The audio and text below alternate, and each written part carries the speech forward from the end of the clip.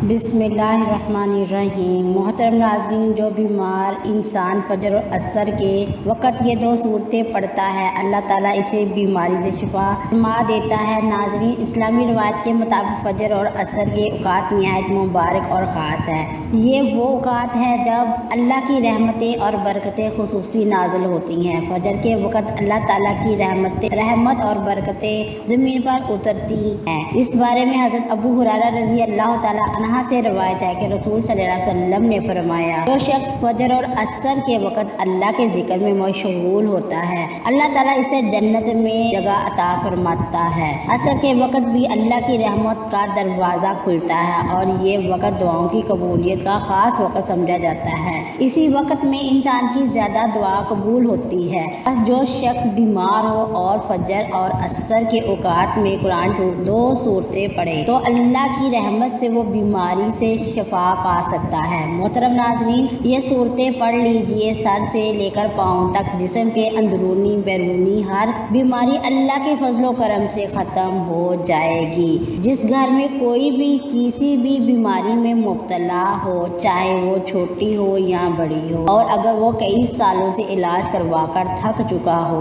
मगर बीमारी ख़त्म ना हो रही हो, तो अगर वो खुद बीमार हो तो ये सूरतें वो खुद पढ़े। अगर कोई और बीमार हो तो रात को किसी भी वक़्त ये सूरतें पढ़कर इस पर दम कर दें या पानी पर दम कर पिला दें। इंशाअल्लाह ये पुरानी अमल आपके जिस्म के अंदर और बाहर जहाँ भी बीमारी हो उससे दूर कर ख़त्म कर देगा और आपकी ज़िंदगी में सुकून अता होगा। मोहतरम नाज़रीन, ये बात तो मेरे तमाम सुनने और देखने वाले भाई जानते हैं कि कुरान मजीद के हर हरूफ में शिफा है, सवाब है, तसीर है और बरकत रखी गई है। दुनियावी तौर पर जो लोग बीमारियों, अखराजात और परेशानियों की वजह से इन्हीं दबाव का शिकार है, जो हर वक्त सीने पर बोझ समझ करते हैं, छोटी बात पर घबरा जाते हैं, इंशाअल्लाह आज जो अमल मैं आपकी खिदमत में पेश करने जा रही हूँ, इसे मेरे बताए हुए तरीके पर अमल करें तो मैं यकीन के साथ कहूँगी कि आपकी हर बीमारी ख़त्म हो जाएगी। नाज़रीन, आज के अमल को शुरू करने से पहले एक बहुत अहम बात, जो भी अमल,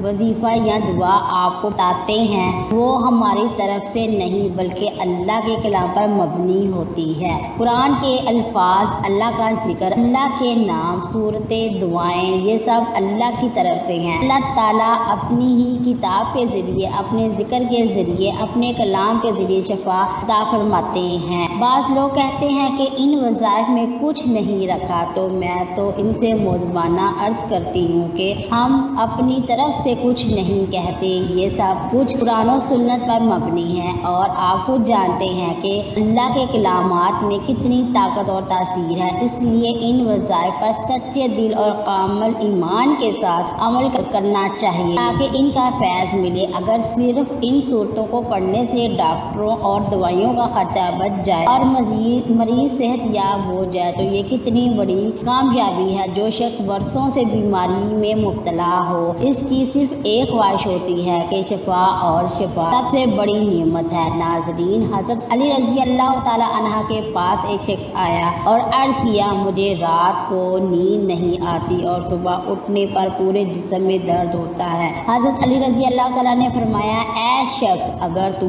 रात को पानी पीते हो तो ये आदत तर्क कर दो क्योंकि ये नुकसानदेह है। रात को पानी पीने से बाज़ औक़ात ऐसा दर्द शुरू हो जाता है जिसका इलाज नामुमकिन हो जाता है। हाँ, अगर अल्लाह चाहे तो शिफा दे दे। पानी बिलाशुबा जिस्म के लिए अहम है मगर रात ज़रूरत से ज़्यादा पीना नुकसानदेह है। जदीद मेडिकल साइंस भी कहती है कि सोने से पहले पानी पीने से नींद में खलल होता है। बैतुल खला के लिए बार बार उठना पड़ता है जिससे जिस्म सर दर्द हो जाता है, गुर्दे सुस्त पड़ जाते हैं और चेहरा हाथ में सूजन आ सकती है। इसीलिए नींद से पहले पानी का इस्तेमाल महदूद रखना चाहिए। पानी की तरह नींद भी ज़िंदगी में बहुत अहम है। 6 से 8 घंटे की नींद इंसान की सेहत पर गहरा असर डालती है। कम या ज़्यादा नींद लेने से मोटापा बढ़ने का खतरा होता है। नींद की कमी इंसान को बीमारियों में मुब्तला कर देती है। एक रात की खराब नींद अगले दिन को मुतासर करती है, जहन मुतशिर हो जाता है, तवज्जो कम हो जाती है।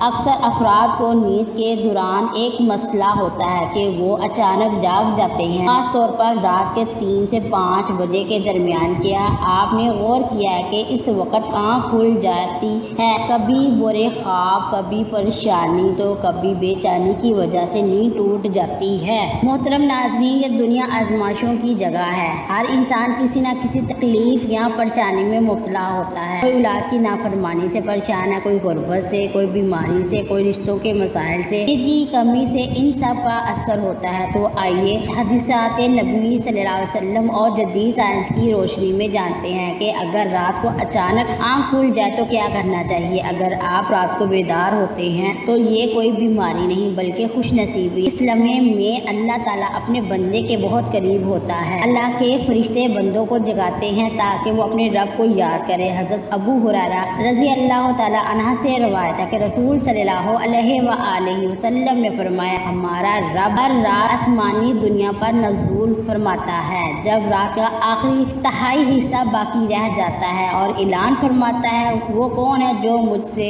دعا کرے میں اس کی دعا قبول کروں، کون ہے جو مجھ سے مانگے میں اسے عطا کروں، کون ہے جو مجھ سے مغفرت طلب کرے کہ میں اسے معاف کر دوں، یہاں تک کہ طلوع فجر ہو جاتی ہے۔ ناظرین کرام، غور کیجیے، جب پوری دنیا سوتی ہے، جب ہر زبان خاموش ہوتی ہے، جب ہر طرف اندھیرا چھا جاتا ہے، تب اللہ تعالیٰ اپنے بندوں کے سب سے قریب ہوتا ہے۔ وہ رب جو دن بھر ہماری مصروفیات، غفلتوں اور خطاؤں کے باوجود ہمیں رات کے پچھلے پہر بلاتا ہے، آواز دیتا ہے کوئی جو مجھ سے مانگے، ہے کوئی جو مجھ سے معافی مانگے۔ لیکن افسوس، ہم میں سے کتنے ایسے خوش نصیب ہوتے ہیں جو اس وقت جاگتے ہیں، وضو کرتے ہیں، جائے نماز پر سجدہ زیر ہوتے ہیں اور اپنے رب سے راز و نیاز کرتے ہیں۔ ناظرین، آج میں آپ کو جو صورتیں بتانے جا رہی ہوں، یہ قرآن مجید کی ایسی عظیم صورتیں ہیں جو صرف تلاوت سے ہی بیماریوں کو جڑ سے ختم کر دیتی ہے۔ ان 2 صورتوں کو اگر صبح فجر کے بعد اور عصر کے بعد مکمل توجہ، یقین، دلجوئی اور اعتماد کے ساتھ پڑھا جائے تو انشاءاللہ ایسی بیماری بھی ختم ہو جاتی ہے جو برسوں سے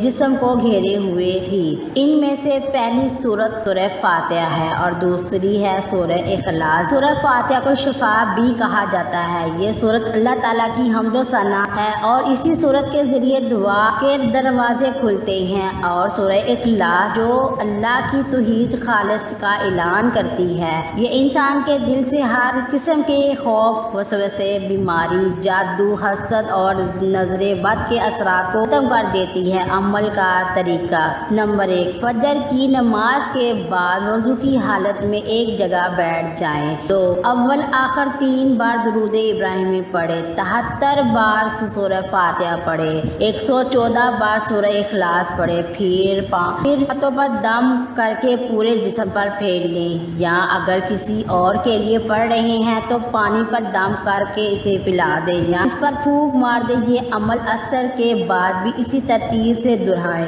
یاد رکھیں، یہ معمول کم از کم 21 دن تک مسلسل کریں، اور اگر شفا یاب نہ بھی ہو تو کم از کم جسمانی، ذہنی اور روحانی سکون ضرور ہوگا اور بہت سی بیماریوں سے نجات مل جائے گی۔ ناظرین، اگر آپ یا آپ کے کوئی عزیز و وقار کسی مہلک بیماری میں مبتلا ہوں، کینسر، دل کے مسائل، شوگر، جسمانی کمزوری، ذہنی دباؤ، نیند کی کمی، بدہضمی یا کوئی لا علاج مرض، تو یہ قرآنی عمل اللہ کے اذان سے شفا کا دروازہ کھول دے گا، کیونکہ قرآن اللہ کا کلام ہے اور اس کلام سے بڑھ کر شفا کا کوئی ذریعہ نہیں۔ یاد رکھیں، رات کو نیند سے جاگنے پر بھی اگر دل گھبرائے تو فوراً بسم اللہ کہہ کر یہ 2 صورتیں پڑھ لیں، اللہ کے حضور اپنی بیماری یا پریشانی کا ذکر کریں، دعا مانگیں اور اپنے دل کو سکون دیں۔ انشاءاللہ رب شفا عطا فرمائے گا۔ ناظرین، اگر ویڈیو اچھی لگی ہے تو ویڈیو کو لائک کریں اور چینل کو سبسکرائب کر دیں۔ ملتے ہیں اگلی ویڈیو میں۔ خدا حافظ۔